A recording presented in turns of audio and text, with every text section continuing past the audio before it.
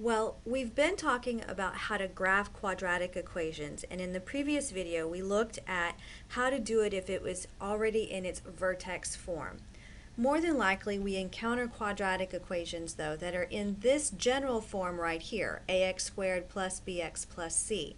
And you can tell by the way that this is written that we don't know what it is. It's not in a vertex form, and therefore I can't identify the vertex given the way it's written. So what do? Well, we have a vertex formula. The vertex formula is going to take the a and the b out of the equation, and it's going to help us write the x and the y coordinate, and then we can identify the vertex and go on with graphing the equation like we did in the previous lesson. So let's start by looking at this equation right here. This is a quadratic equation, and again, the steps are going to be similar except for the part where we're dealing with the vertex. So we want to identify whether or not this function opens up or down by looking at the leading coefficient. You can see here that the leading coefficient is positive 2, so we know that this thing opens up. Now is the part where we're going to have to determine what the vertex is based on the formula.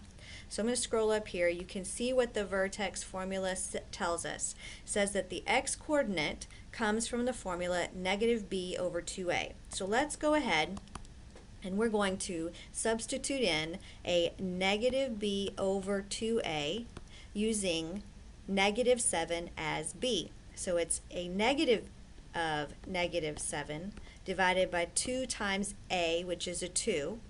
And that's going to give me positive 7/4. Now go ahead for our purposes right now and leave this as a reduced improper fraction. Then we need to figure out what the y coordinate is in my function.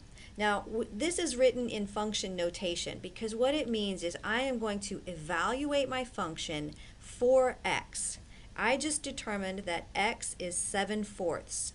So when I evaluate a function, I go back in and I replace all of the x's with what I found it to be to determine what the value of that function is. So f of 7/4 equals 2 times that 7/4 squared minus 7 times 7/4 minus 4. And I'm going to simplify this and come up with a reduced fraction to give me an exact answer. Now don't fret this because you're using a graphing calculator that will handle the fractions for us. So I'm going to go over and I'm going to enter all of this into my graphing calculator because I want to know what the exact answer is.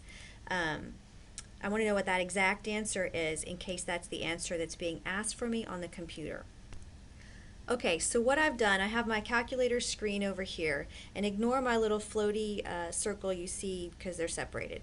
Okay, so what I have here is my my calculator screen where I'm going to make my calculator do the expansion of this or give me back the simplified version in its fraction form. So I have everything written in here. I have my fractions surrounded by parentheses, and all I need to do is have the calculator evaluate it for me. So I go over here to math. The first button is fraction. We hit enter. So this is telling the calculator to give me back an answer in fraction form. I hit enter again and you can see that the result is negative 81/8. So that command gave me the reduced fraction, which is what I want. That's the exact value that I actually wanted. So I'm going to go back to the notes and we'll write that down. So we have negative 81/8. What again did we find? We found the exact value of the vertex. The x coordinate is at 7/4, the y coordinate is at negative 81/8, and this is the point on the graph where that's the vertex of my point. And I'm going to leave it again in its fraction form if I need to answer it that way on the computer. Now of course if you're looking at this in your calculator or on Desmos or whatever other graphing application you're using, you'll probably look at the decimal value representation. Now the next thing that I would do in my process here for graphing is I've got to find out what the x and the y intercepts are. Remember that if I want to locate what the x-intercepts are in a function, that's when I set the function equal to 0 and solve. You've been doing that since you started solving quadratic equations in Algebra 1. That was the whole reason why you did it, was to find out where these x-intercepts were. Well, maybe not the whole reason, but it's one of the reasons. So we're going to take our function, which was 2x squared minus 7x minus 4, set it equal to 0, and solve. Now, for this case right here, I have a trinomial, 3 terms, so I'm going to try to factor this thing and see if I can get it in its factored form. When I factor this, I'm going to break it up into the 2 sets of parentheses. I know that the second sign here tells me that the sign in my parentheses have to be opposite, so I'm going to write that down. I also know that this first term here is what breaks up into the first slots. This can only break up into a 2x and an x, because 2x times x is the only combination to give me 2x squared. Okay, now I'm looking for the factors of 4 that are going to end up subtracting to give me 7 in combination with what I have. So the factors of 4, I know that factors would be 1 and 4, 2 and 2. So I'm going to try a 1 and a 4. Because I know 1 times 4 is 4. Now, students don't normally miss this part as far as getting factors of this last number here to come into this into the last position. What students typically miss is that middle term right there. So I'm gonna and that middle term comes from the oi from FOIL. So I'm gonna check my middle term here. So that's the outer. So this is going to be 8x minus 1 is not a negative 7x, it's a positive 7x. Well, because I have the right number but not the right sign, I'm going to leave all these things the same down here and just switch my signs. So that first one becomes positive, this one becomes negative. Now let's check it again. This is negative 8x plus 1, and that's the negative 7x I needed. Now that we have this factored like that, we apply the zero product property, which says I can take each of the factors that are set equal to 0 and set them equal to 0 and solve. So 2x plus 1 equals 0, x minus 4 is equal to 0. And this leftmost equation, so I'm going to subtract 1 to the right-hand side, divide by 2, and I get x is negative 1/2. That's one place that it crosses the x-axis. The second place is over here when I add 4 at x is equal to 4. So these are the x-intercepts of my function. We'll go back in. Let's find the y-intercept. The y-intercept is always the easiest one. It's my favorite one to find because that's where we let x be equal to 0 in the equation and solve for y. My equation again was 2x squared minus 7x minus 4 equals y. So I'm going to replace x with 0 here. I'm going to replace x with 0 here, and you can see when I do that we just get y is equal to a negative 4. So we have these two places where we cross the x-axis. We have this location right here where we cross the y-axis. We have a vertex up here, and we also know that this graph opens up. So I have everything that I need to be able to graph the function. I have the vertex, I have a y-intercept, and in this particular case I have 2 more points to put on the graph so I can get a pretty good picture. If, however, I don't have that many points, in this case I have 4 points that I can graph. If I don't have 4 points to be able to plot, I would need to use the axis of symmetry that we talked about in the opening video, the axis of symmetry and the y-intercept to get my 3 points to be able to graph it. Now, I know that we can all plug this equation into the graphing calculator, okay, or Desmos or anything, and we can get a picture of it. But this is the process that we need to go through to be able to graph it, and it kind of gives us an understanding of what the graph is. So I am going to put this now into my graphing calculator, and I'm going to see if I was right in my algebra. So here I am at the graphing calculator. I'm going to go to the y equals, and I've already entered the equation that we're graphing. I did change my window, and you can adjust your window if you like as well, but I'm going to graph the function and you can see it right here.